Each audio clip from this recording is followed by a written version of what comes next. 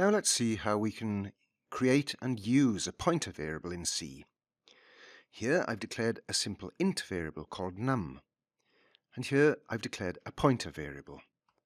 The asterisk or star operator shows that this is a pointer.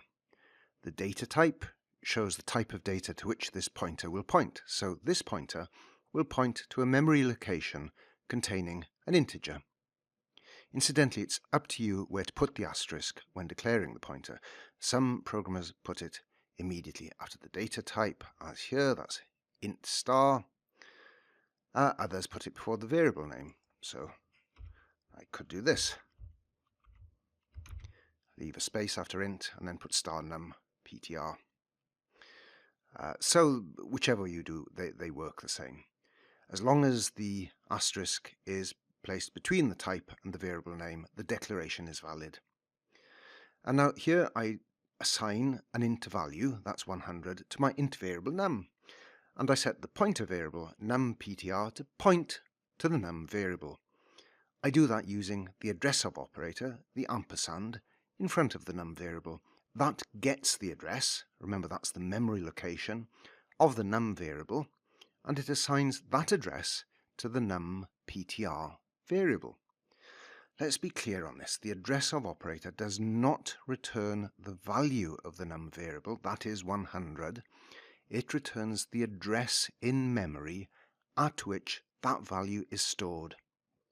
And if I run the program, we should be able to see that. So this is my output. So here you can see that the value of num, the num variable, is, as expected, 100. But the value of the pointer variable, numptr, is this long number here. So what is that number? Well, let's try using the address of operator. Let me just close this window first. Just use the address of operator here.